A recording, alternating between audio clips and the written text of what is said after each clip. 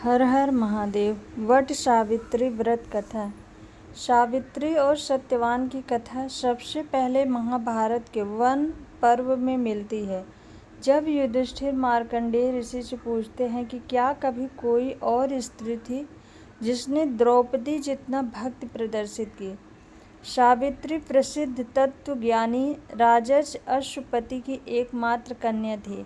अपने वर की खोज में जाते समय उसने निर्वासित और वनवासी राजा द्रुमसेन के पुत्र सत्यवान को पति रूप में स्वीकार कर लिया।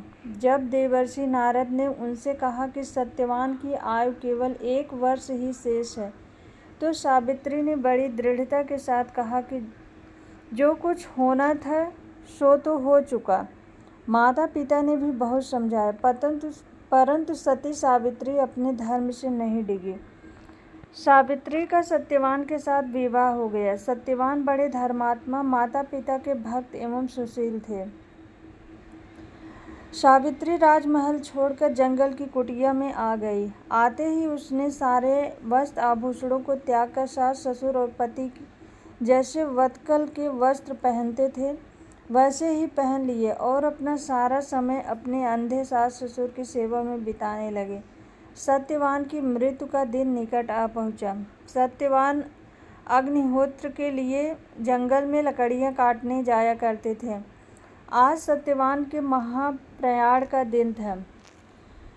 सावित्री चिंतित हो रही थी। सत्यवान कुल्हाड़ी उठाकर जंगल की तरफ लकड़ियां काटने चले। सावित्री ने भी साथ चलने के लिए अत्यंत आग्रह किया। सत्यवान की स्वीकृति पाकर और सास ससुर की आज्ञा लेकर सावित्री भी पति के साथ वन में गई। सत्यवान लकड़ियां काटने वृक्ष पर चढ़े, परंतु तुरंत ही उन्हें चक्कर आने लगा और वे कुल्हाड़ी फेंककर नीचे उतर आए।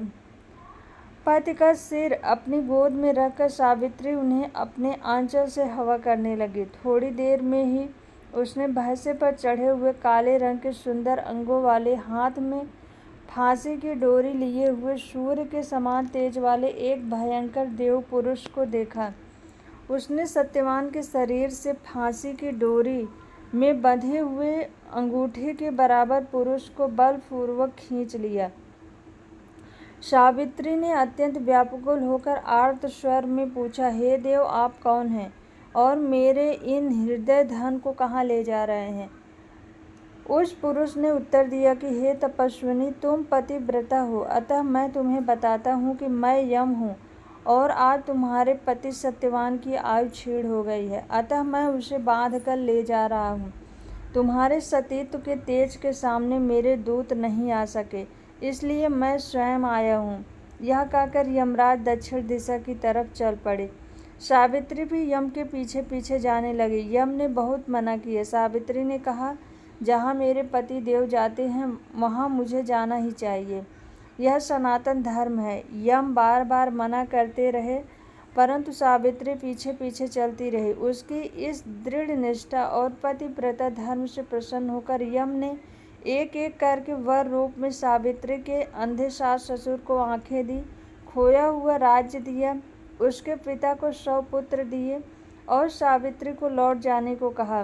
परंतु सावित्री के प्राण तो यमराज लिए जा रहे थे, वह लौटती कैसे? यमराज ने फिर कहा, सत्यवान को छोड़कर चाहे जो मांग लो। सावित्री ने कहा, यदि आप प्रसन्न हैं तो मुझे सत्यवान से 100 पुत्र प्रदान करें। यम ने बिना ही सोचे प्रसन्न मन से तथास्तु कह दिया। वचनबद्ध यमराज आगे बढ़े। सावित्री ने कहा, मेरे पति को आप लिए जा रहे हैं और मुझे 100 पुत्रों का वर दिए जा रहे हैं, यह कैसे संभव है? मैं पति के बिना सुख, स्वर्ग और लक्ष्मी किसी की भी कामना नहीं करती। बिना पति मैं जीना भी नहीं चाहती।